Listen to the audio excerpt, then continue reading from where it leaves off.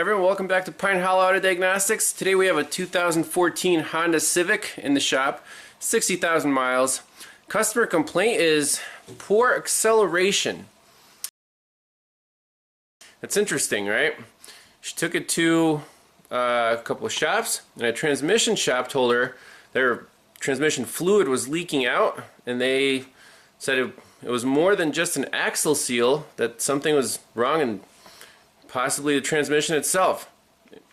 Well, brought it here for a second opinion.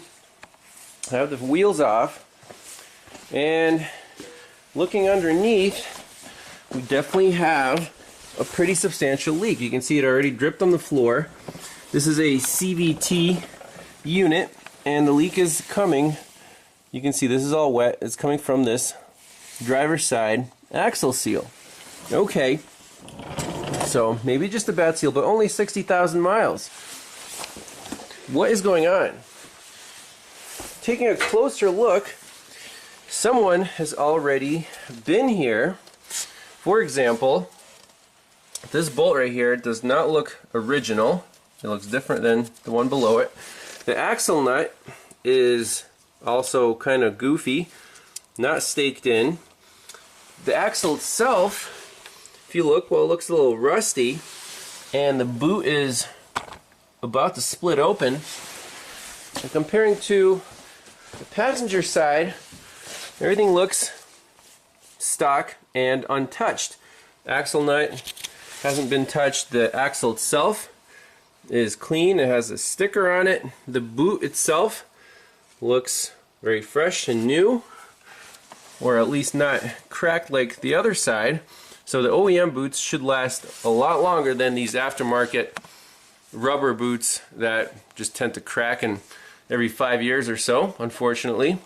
So someone's already been on the driver's side, I'm sure of that. So we have to pop this axle out and see why it's leaking. Is it a bad reman axle, or did they put it in wrong and the seal got messed up? But that axle has been in there for a while, so I'm pretty sure this transmission has leaked out a lot of fluid over its lifetime, and now it's slipping, so that's not a good scenario. Alright, so we're popping the axle out, see what the seal looks like.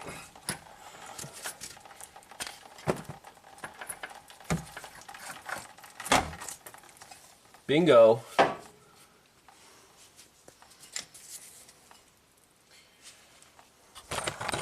There's the axle.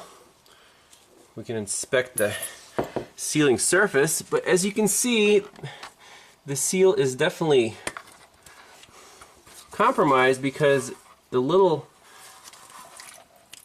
ring, or the spring that's supposed to hug the axle, is indeed just hanging out right here. Here it is.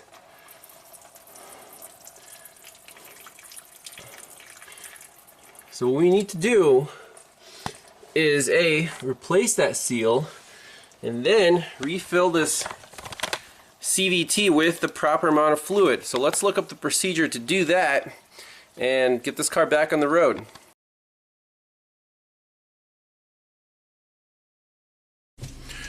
Alright, so I installed a new axle seal right from the dealer OEM part and refilled the CVT with the Honda specific fluid. It took 5 quarts. So let's take it for a spin and see how it drives. Hopefully the transmission didn't cook itself when the owner was driving it with a low fluid level.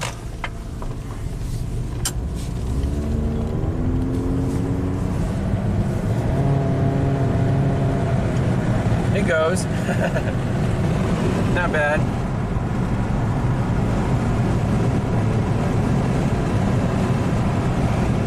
That's normal. And now the last thing I want to look into is this tire pressure message on the dash. And I checked all of the tire pressures that are all at 35 psi. So let's see if we can diagnose that. Maybe a little bonus footage. Alright, a little bonus footage on this TPMS system. So the only code stored in the ABS module is 151-11 low tire air pressure current. However, I don't think this system does direct monitoring of the tire pressures. I think it's has to do with the wheel speeds. So let's graph all the wheel speeds. I already selected them. Just make sure we're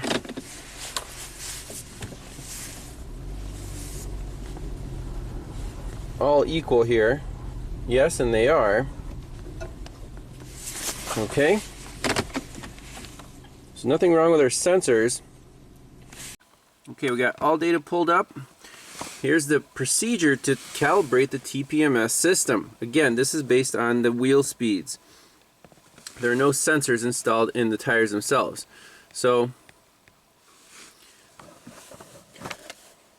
do the calibration after any of the following. Stop the vehicle, turn it off, turn it on. Do not drive the vehicle and wait for 45 seconds as is. The calibration is completed. Indicator light does not come on.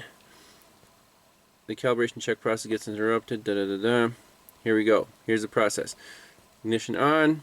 In park. Press the menu button A. Enter the mode. Press the audio remote plus or minus buttons to select customize settings.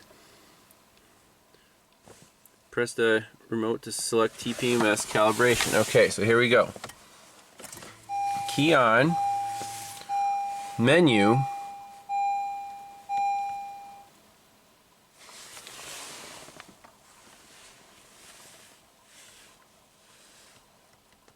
Let's see, nothing's happening here. What if we hold it?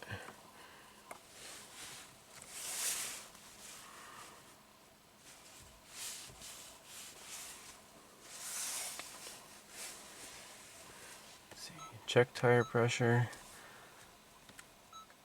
Alright, here we go. Customize settings. TPMS calibration. Initialize. Yes. Has been initialized. TPMS light is off. And now we need to drive the vehicle at a steady speed for a few miles. Which does not begin. Okay, so it's basically beginning calibration, and that's the end of the procedure. And I think we'll take another test drive to make sure that it works. Right here, calibration begins when the calibration is selected through the display. Calibration is completed after driving in ideal conditions without much acceleration, deceleration for about 18 minutes. Full functionality of the system cannot be performed properly if the calibration is not completed. And that's it. So, don't need a scanner for that one. Let's make sure that we can clear this trouble code.